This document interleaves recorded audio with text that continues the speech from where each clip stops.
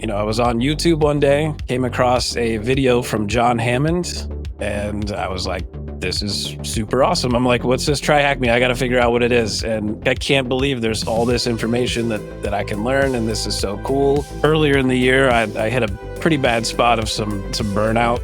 It got to a point after about a couple months where I was getting brain fog, headaches, and I got to take a break. I got to relax a little bit. Knowing how to talk to people, knowing how to read people is huge. And that was one of the things that my employer was really impressed with. Don't be afraid to make mistakes. I was so worried about, doing the wrong thing. Don't be afraid to put yourself out there, show what you're doing, and, people will find you.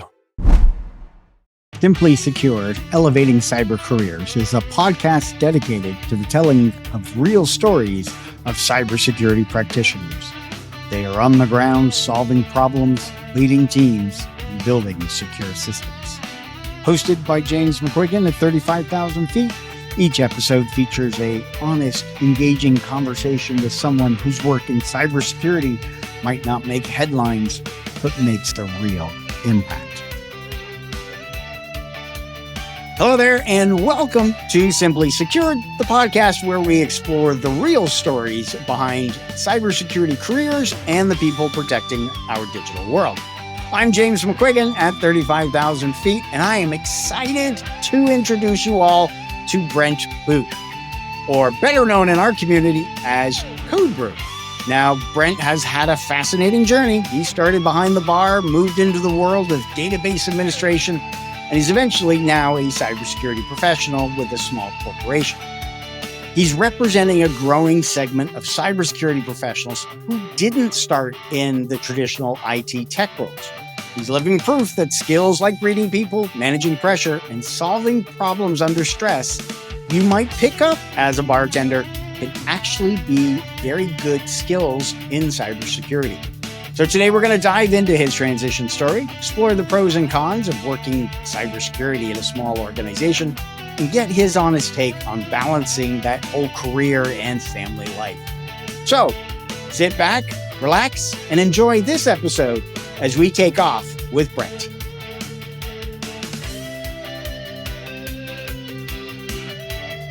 Hey everyone, I'm Brent Buch, but most of you probably know me better as Code Brew from the Simply Cyber community. I'm a junior database administrator. Really, I consider myself to be more of a jack of all trades. Ready for takeoff. All right, well, welcome to the episode, Brent. Real excited that you're joining us here on Simply Secured. I did ask before we went on the air whether or not it was to call you Code Brew or Brent, but we'll keep it personable. I'm sure everyone's going to get to know you when we see you at Wild West Hackin' Fest, or when this airs, it'll be past Wild West Hackin' Fest. Hopefully, a lot of folks will have had the chance to get to know you. So as we start off each one of these episodes with our guests, I always like to know, what was your aha moment when you realized that cybersecurity was the career path you wanted to pursue? So I'd always been kind of a tech nerd into video games as a kid. And then as I got into high school, started getting more into computers, started building my own computers. But for whatever reason, just never got into the industry at that time. Ended up working in food and beverage for almost 20 years. And due to some circumstances, we had moved from the local area where I was at down to Tampa, Florida, and moving to a bigger area. I was like, this is probably a good time for a career change. I love tech. Let me start seeing what I can do out there. And, I was on YouTube one day, came across a video from John Hammond, and he was going over the advent of cyber from Try Hack Me. And I was like, this is super awesome. I'm like, what's this? Try hack me. I got to figure out what it is. And so I went on there and I'm like, I can't believe there's all this information that I can learn. And this is so cool. Hacking, everybody wants to be a hacker because hackers are cool, right? So, the more I got into it, I'm like, I think this is where I want to be. No, that's awesome. And yeah, I think that's everybody's original idea of like, oh, I'm going to get into cybersecurity. I want to be a hacker. I want to wear the hoodie. I want to break into things. And then they get into cybersecurity and it's like, oh, the door opens up and there's so much more than just being a pen tester or being a part of a red team or hacking stuff. There's so much more to it. You're certainly discovering that as you've now entered into the wonderful world of cybersecurity and working DB admin work and in cybersecurity. So I know a lot of folks end up feeling intimidated because of the tech that you have to know. They're thinking they got to be programmers, they got to know all the IT stuff. But I'm curious, what were your biggest challenges that you had when you were shifting from, trying to get into cyber when you made that transition? And, how did you overcome them? Well, the biggest challenge was just getting, a foot in the door or getting somebody to even talk to you. Especially not having any experience, on the job experience anyway, in tech at all. I started applying to jobs for about 2, 3 months and never really heard anything. Then I came across another YouTuber who we all know, Zach Hill, and his IT career questions. And he started talking about the A plus certificate and whether or not you should get that. And I looked into it. I'm like, I see a lot of jobs that require an A plus. So I studied for about a month for that. I passed the A plus, put it on my resume, and within 2 weeks, I had 3 callbacks, including my current employer. Wow. So the certification really helped you. And I guess along with, your years of experience. So your A plus certification, I got to admit, that was my first certification as well. Way, way, way back in 1998. But yeah, so getting that A plus would kind of open up that door for you, which is great. What, now that you've, looked back over what your career in service and now, working as a DB admin, what skills have you been able to transfer? And I know I mentioned some of them in the intro, but what were some of the skills that you were able to take from being a bartender and bring into cybersecurity? Everybody thinks about the tech when it comes to IT and cybersecurity, but at the end of the day, you're still working for somebody else, or somebody is your client, basically. So knowing how to talk to people, knowing how to read people, um, is huge. And that was one of the things that my employer was really impressed with, is just knowing how to talk to people, sitting down in an interview and being able to talk and have a conversation and not be awkward and not be weird. Um, and then on top of that, you know, food and beverage can be stressful. I've done pretty much everything you could do in food and beverage, from front of house to back of house. I've been a kitchen manager. It's all stressful. It's all high paced. It's all busy. You got angry people. And sometimes you just got to troubleshoot people in that industry. Like, this person, like, you got to be able to read them and know this is what I can do to help this person enjoy their experience here. Whereas they may not if I just let it go. So, and working with people is huge. And that's certainly one of the great things that your employer recognized, was how well you can interact with people. And it's one of the things that we see all the time is, you've got people that have got certifications and degrees, but their communication skills are lacking. So when they go in for that interview, that kind of becomes a struggle for them. So certainly communication skills are key. And sounds like you've picked that up from, all those years of service. So now you're working for this small organization. Without giving anything away that's confidential or sensitive, what's your typical day like? Or do you have typical days, or are they, each day is something different? Most days are pretty similar. Of course, there's always something that comes up that you never see. But so on a day to day basis, as a junior database admin, I currently we're in the process of migrating some servers over. So, we have database servers that need to be upgraded. So part of my responsibility is installing a SQL Server instance on the new database computer, migrating that data over to the new one, decommissioning the old server, and then making sure that backups are running and are working, because the data is gold for us as a retail industry. It's got all of our customer information, all of our information, and we can't afford to lose that. Yeah, no, certainly can't afford to lose customer data. We hear every day about organizations that are getting, breached, and all the and data getting exploited. And then, the organization getting ransomed and looking for money and everything else. So yeah, certainly integrity, the whole triad, confidentiality, Mhm. integrity, and availability plays into a lot of it. So with doing, the database work and everything else, besides the obvious response of listening to the Simply Cyber podcast or show at the Daily Cyber Threat Brief every day, what are you doing, or what's your routine for keeping up to date on current events and things that are going on? Of course, the big ones like Darknet Diaries, the Hacker and the Fed. Actually, I really enjoy. Hacked is another one, more news oriented, but kind of in the same vein as like a Darknet Diaries. And then, I like to just hone my skills on my own and just making sure that I'm up to date on the latest technology and what's happening out there that I can benefit from at work and in my personal life.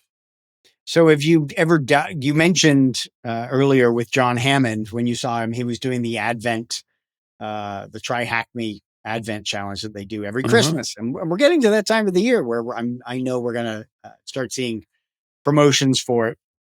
Did you ever, after your, before or after your A plus certification, did you ever try any of those? Have you ever utilized any of the cyber ranges that are out there? Oh yeah, I've got a premium subscription to Try Hack Me. I had a really long streak at one point, but then at a certain point, it becomes I'm just keeping the streak alive just to keep the streak alive, and that's not good for your mental health sometimes. So I don't focus on that, but I still do dabble on there, especially when there's like a new exploit or something that comes out. They're pretty quick to put a new room up there that shows you how that works and walks you through it.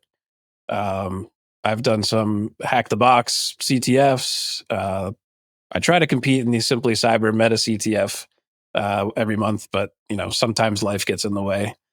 Um, but yeah, that was what got me into wanting to be in cybersecurity, and it's still what I enjoy to do with my free time sometimes. No, that's really cool. And you mentioned life getting in the way, and I can certainly attest to that. Uh, with being in the industry for so many years and having a family, and both my daughters are now out working, there was always the challenge between work, the day job, the fun hobbies, the other activities, the family, raising kids, and everything else. How are you maintaining that work life balance with your family, with your day job, and whatever other fun projects that you got going on? What are some tips that you have? You got to take breaks. Earlier in the year, I hit a pretty bad spot of some burnout, and I didn't really realize it at the time. I'd just taken this new position as a junior database admin.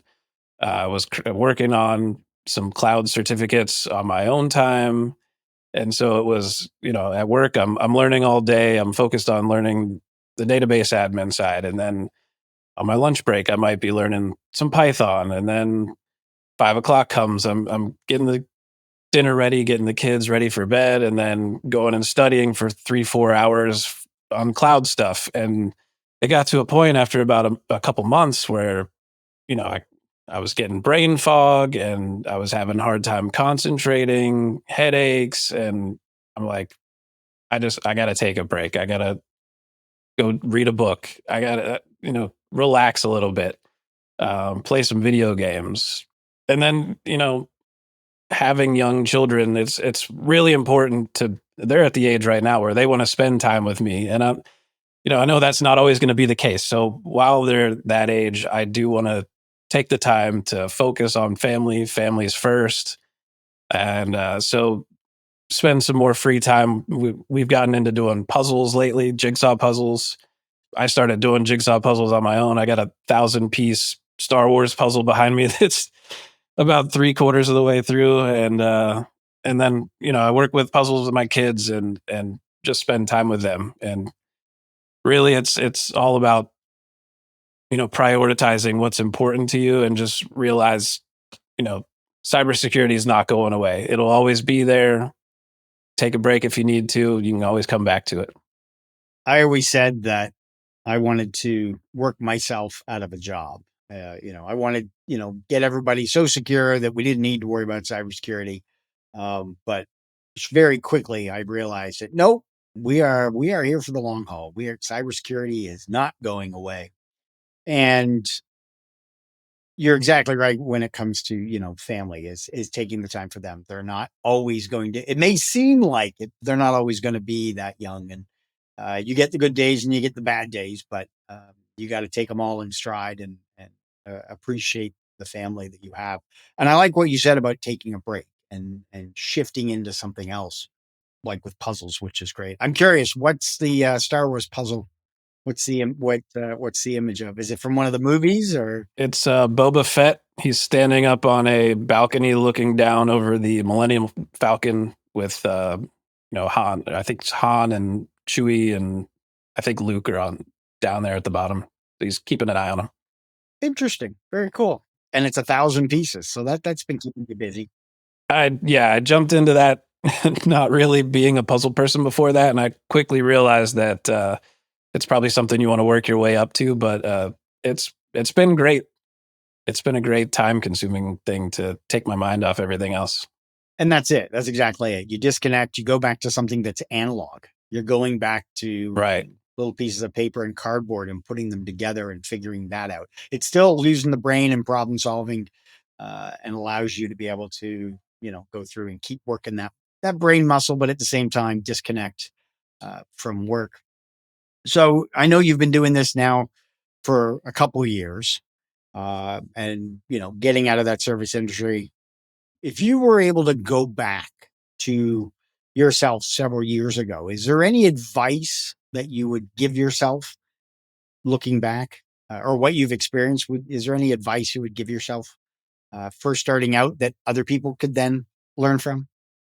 I would probably just tell myself, don't be afraid to make mistakes. I think when I first started, I was so worried about, doing the wrong thing that, I wasn't taking enough chances and trying to learn something new or you know, put myself out there more.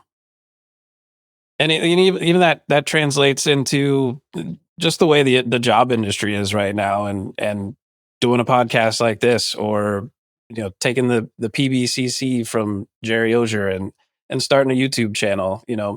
Don't be afraid to put yourself out there, show what you're doing, and people will find you. And you've started your YouTube channel? I have. It's an infant right now, but No, okay. but it is there. I actually did the a walkthrough for the Simply CyberCon CTF from last year. Oh, very So cool. that was my first YouTube channel video, and I put that out there and got some good response from it. That's cool. Yeah, we'll definitely have the links for those in the show notes so folks can go check it out. But yeah, putting yourself out there, kind of stepping out of that comfort zone, especially with the personal branding class that Jerry's got that people can take to help promote you, because essentially you are the CEO of you. When it comes down to it, you have to take care of yourself. You got to take care of your interests, your career, and being able to move forward. You got to market yourself. And that personal branding class is certainly worthwhile taking.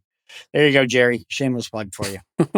We kind of looked at, where you've come from, kind of talked a little bit about the work-life balance. Let's pull out the little crystal ball here and do a little thinking ahead.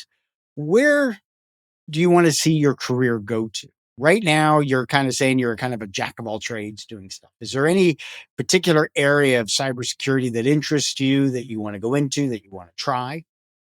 Yeah, that's the downside of being a jack of all trades, is that it makes it really hard to find your niche. But I I really want to. I've been working on learning more about cloud.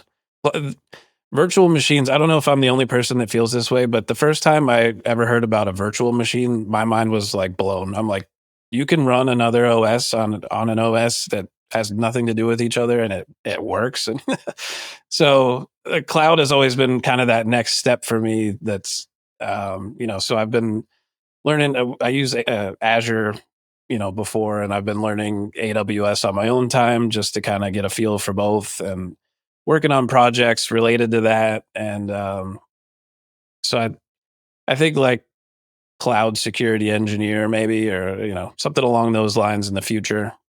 Yeah, no, being the jack of all trades can certainly attest to that. And it took me 8 to 10 years before I finally realized what I enjoyed doing. So it can, some folks get it right away. Other folks, it's a progression and it's a path they have to take. And that's okay. We're all working towards, you know, being successful for ourselves and everything else.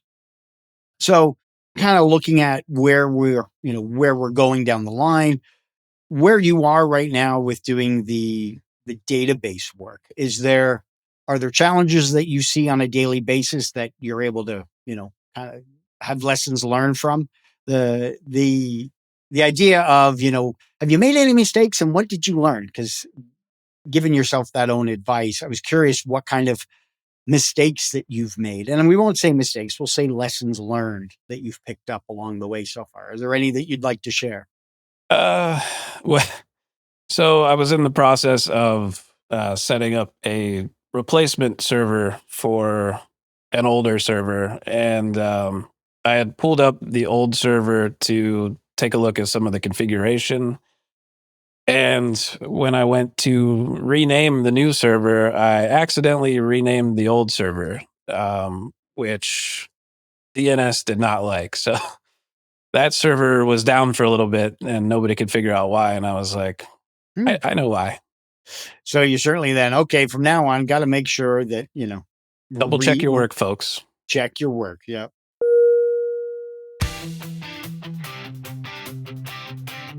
All right. So we come to the favorite part of the episode where it's our rapid fire segment. So I'm going to ask a series of questions. Give me the first thing that comes to mind or, one sentence response. So, first question: if cybersecurity is an animal, what would it be? Cybersecurity would be a shark because there's always some kind of danger hidden underneath the surface.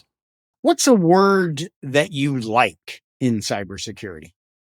I'm going to go with backup successful. Backup. Yeah, that is a good word to That's have. two Yes. words technically, but That's fine. I know the guy who does the show. I don't think it'll be a problem. I think you're good to go. Yeah. Backup successful. That's important because you don't have a successful backup, and along with that, the integrity is successful as well, because you can have a backup, but if it's not working, you're boofed. that is true. So on the flip side of all that, what's a cybersecurity word you don't like? Any of the variants of ishing. So smishing, quishing, I can't stand them. They make my skin crawl.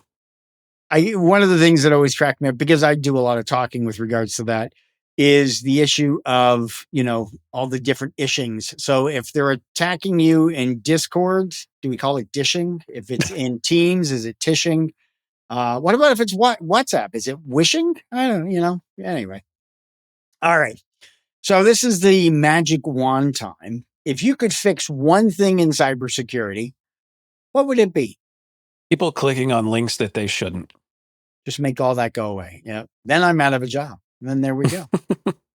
What cybersecurity tool do you enjoy using? So for me, it's PDQ. I don't know if you're familiar with it, but it's great for software deployment, upgrades. You just set it, forget it. Very cool. Good stuff. You got to like those automated tools. That's good. So is there a personal or even a cybersecurity book that you've enjoyed reading? Tracers in the Dark, for sure. Tracers in the Dark. Excellent. Very good. We had somebody else, I believe this season, said Tracers in the Dark. So we touched upon this a little earlier, but now you get to dive a little deeper. But outside of cybersecurity, is there a profession or job that you would like to attempt? In another lifetime, I would have been a DJ. Oh, there you go. I actually have my turntables are still in the closet just in case cybersecurity doesn't work out. There you go. Well, you never know. Wild West Hacking Fest. Is there a profession or job that you would not like to do? Construction. Construction. Gotcha. Especially in the South. It's too hot. Oh, yeah, very much so. What would you say is the worst job that you've ever had without mentioning the company? That would have been washing cars for a used car lot. Oh, yeah, I can imagine. Again, probably hot in the sun and everything else. Yep. That was my first job and it did not pay well. And it was long days and not fun. Hot. Oh my gosh. Ugh. So now we get a little creative. If there was a sandwich to be named after you, the Brent Buch or the Code Brew, what would be in it? What would be the ingredients? That would be a nice Italian roll with some salami, prosciutto, thick sliced pepperoni, lettuce, tomato, a boatload of banana peppers, and a vinaigrette. Wow. That sounds like really yummy. Okay. I just Now made myself hungry. if you could ask one person one question and they had to answer truthfully, who and what would you ask? I would ask Mark Zuckerberg, how much do you actually know about me? That's interesting. All right. Be interesting to see what his response would be. If there was one place in the world that you could fly to, where would that be? That would be Italy. I just, I think I would love the food, love the culture, love the scenery. It's somewhere that's on my bucket list. On your smartphone, you can only have 3 apps. Which ones would you have? Say YouTube, Discord, and gotta have a web browser, right? So you got your education and entertainment, you've got your communication, and then you've got your World Wide Web. There you go. What do you see as the biggest threat in the next 10 years? I would say it's got to be quantum computing, right? I think the popular answer is probably AI, but I think that'll be sooner than 10 years. No, quantum is certainly, yeah, we've got the whole QPC quantum post cryptography or post encryption or whatever. But yeah, no, the quantum, if that comes around and gets readily available, yeah, it's certainly going to be interesting overall. So, seeing as you've been in cybersecurity for a few years now, you've probably heard a lot of myths. Is there one cybersecurity myth that you would like to get rid of, to dispel? That anyone can go to a boot camp and get a job immediately when they finish. Very cool. Yeah, and I think, and Jerry can attest to the fact that you go to college or university and you get a degree and you come out and you automatically get a job. Yeah, sadly, that is a misconception that a lot of people have. Yeah. All right. So that's the end of the rapid fire questions. Awesome job, Brent. Really good info there. What I'm curious to know is while you've been in cybersecurity for a short time, what do you want your legacy to be here within cybersecurity? It doesn't have to be anything big. I just like to know that I made a difference and, you know, kept the bad guys out while making sure the good guys have access to what they need. I would like to get a CVE one day. I think that'd be cool to have a CVE to my name. Very cool. Yeah, kind of a way to be able to leave your mark, your name. I know some folks look at doing patents. Other folks look at doing, creating programs or applications, mobile apps, whatever it may be. But a CVE would be cool. Being able to discover that vulnerability and then the patch for it, and then, or at least just discovering it and then having that organization. Cool. No, you can't go wrong with that. I'm kind of curious, before we start to wrap up, your handle, Code Brew. I'm guessing that's kind of because of your time in the service and bartending industry. It is. It was actually I came up with that as a gamer tag. I enjoy bartending. I like beer. I like, now, of course, more professional. I've converted that to coffee, but originally it was beer and, computers programming. I was like, what sounds cool? Code Brew, put it together, call it a day. Call it a Code Brew. And so you've got your GitHub, and we've got the link for that for folks to go check out. I know you've got some blogs on there and everything else. So in your time at bartending, I'm just curious because of I have a bar at home with lots of bottles, and I love to make cocktails. That was my COVID hobby. Is there a particular as a bartender, were you mainly just pouring brew, or were you making cocktails as well? I did it all. I enjoy making the cocktails. I think that's where the real creativity comes into bartending. Was there any particular favorite cocktail that you like to make or you enjoy? I love a good old fashioned. It's simple, very few ingredients. You get that forward alcohol. It's not too sweet, nice and relaxing. Nice and very much so. Nice and relaxing. Yeah. For me, my go-to, yeah, the old fashioned gin and tonics are kind of my staple these days. During COVID, that's kind of what I ended up gearing towards, was doing a lot more gin cocktails and really enjoyed that. Well, it has been fantastic having you here on the podcast here today, Brent. Where can folks find you? I know probably by the time the episode airs, we'll have seen you at Wild West Hacking Fest, but are there any other conferences or places you're going to be? Yeah, before Wild West Hacking Fest, actually the week before, I'll be at B-Sides Greenville, which is where Jerry will be keynoting. And then we'll be at Simply CyberCon in November. Awesome. Yeah, Simply CyberCon is going to be a lot of fun. Pretty well chatting with a lot of the folks during making these episodes, and just the excitement that's coming out of it that we see in the community. Simply CyberCon is going to be on a whole different level this year. I'm confident. So that's good. So we will see you at Simply CyberCon. That'll be the beginning of that first weekend in November. I think the 3rd and 4th of November. It'll be great to be able to see you in person there, and then for everybody else to be able to meet you. And hopefully we will certainly share a brew or two there at the event, after we've done all the work and right. Enjoyed the conference and everything else that's gone on there. So again, Brent, thank you very much. It's been a pleasure to finally see you in person, know the man behind Code Brew and the story behind that as well. So thanks again for being a part of the show. And to everybody that is here today, thank you for watching. Don't forget to hit that subscribe button, that like button. That helps me out, helps let everybody else know with the algorithms and all that other, stuff that goes on to get them to come listen to the show. So thanks again, everybody. Have a great day. And thanks for stopping by.